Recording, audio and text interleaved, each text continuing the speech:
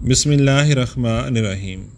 نبی اکرم صلی اللہ علیہ وآلہ وسلم کی پاکیزہ سیرت اور آپ کے حسین شمائل۔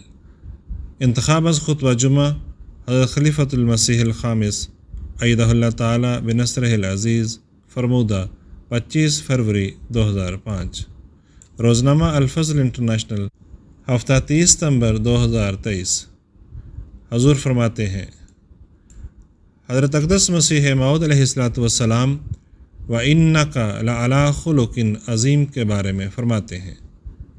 تو اے نبی ایک خلق عظیم پر مخلوق و مفطور ہے، یعنی اپنی ذات میں تمام مکارم اخلاق کا ایسا متمم اور مکمل ہے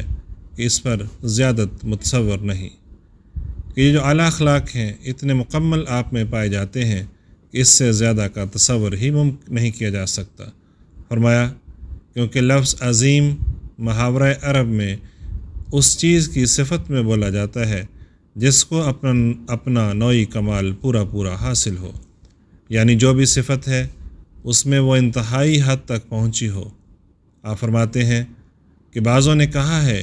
کہ عظیم وہ چیز ہے کہ جس کی عظمت اس حد تک پہنچ جائے کہ احاطہ ادراک سے باہر ہو، یعنی عظیم چیز وہ ہوتی ہے کہ عقل اس کو سوچ نہیں سکتی، اس کا احاطہ نہیں کر سکتی، اس تک پہنچ ہی نہیں سکتی۔ تو یہ ہیں وہ عظیم اخلاق ہمارے نبی صلی اللہ علیہ وآلہ وسلم کے، جن کے بارے میں اللہ تعالیٰ نے فرمایا ہے کہ ان کے اعلیٰ معیار تک تمہاری عقل و سوچ پہنچ ہی نہیں سکتی، وہ سوچ سے باہر ہیں۔ اور جب وہ ایک مومن کی سوچ سے باہر ہو جائیں تو ایک ایسا آدمی جو مومن نہیں ہے اس کی سوچ تو ان تک پہنچ ہی نہیں سکتی۔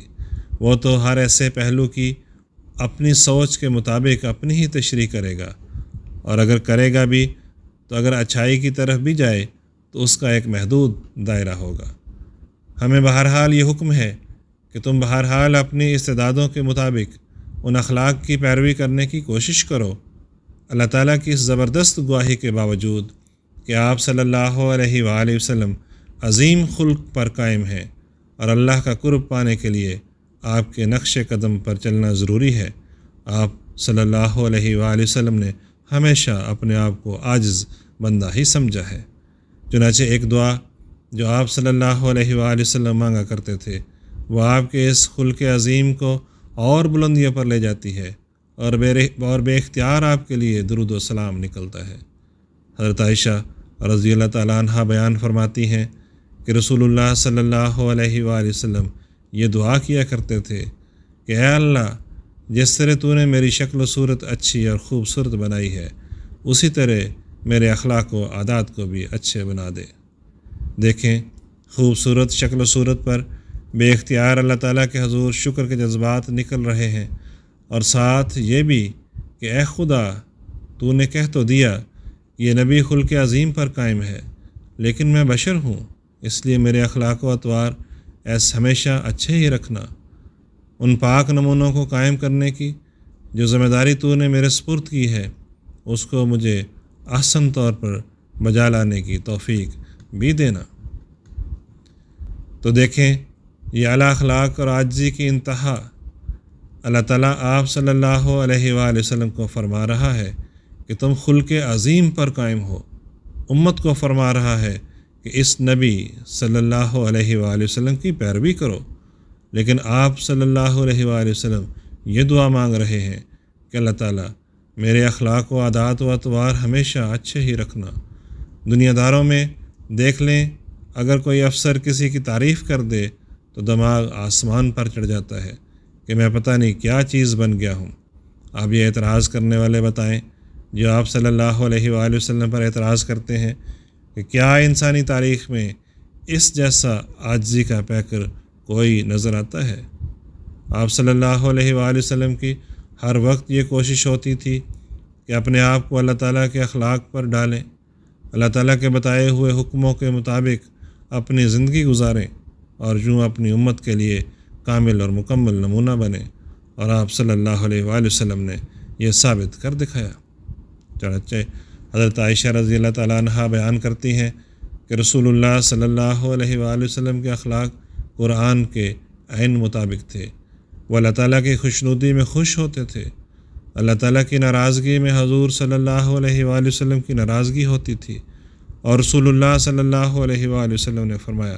کہ میں تو اعلیٰ اخلاق کی تکمیل کے لیے مبعوث کیا گیا ہوں۔ اور یہ کوئی چند ایک یا 10-20 واقعات نہیں ہیں جن سے آپ کے اخلاق کا ہمیں پتہ چلتا ہے، اور اس بارے میں صرف آپ کی بیوی ہی کی گواہی نہیں ہے۔ گھریلو زندگی کا اندازہ کرنے کے لیے بیوی کی گواہی بھی بہت بڑی گواہی ہوتی ہے، اور بیوی بچوں کی گواہیوں سے ہی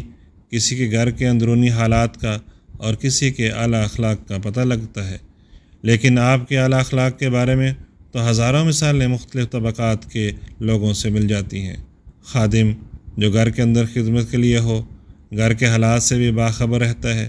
اور باہر کے حالات سے بھی باخبر رہتا ہے۔ انہی خدام میں سے ایک حضرت انس تھے۔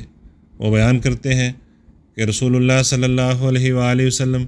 لوگوں میں سے سب سے زیادہ اچھے اخلاق کے مالک تھے۔ حضرت انس رضی اللہ تعالیٰ عنہ کا یہ بیان بھی ہے کہ اتنا عرصہ میں نے خدمت کی، 10-12 سال جو خدمت کی، کبھی آج تک کسی بات پر،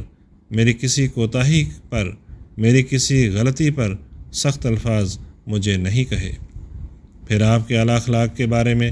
ایک اور روایت میں حضرت براء بن عازب رضی اللہ تعالیٰ عنہ بیان کرتے ہیں کہ رسول اللہ صلی اللہ علیہ وآلہ وسلم لوگوں میں سب سے زیادہ خوبصورت اور خوش اخلاق تھے۔ آواز نعیم احمد باجوہ۔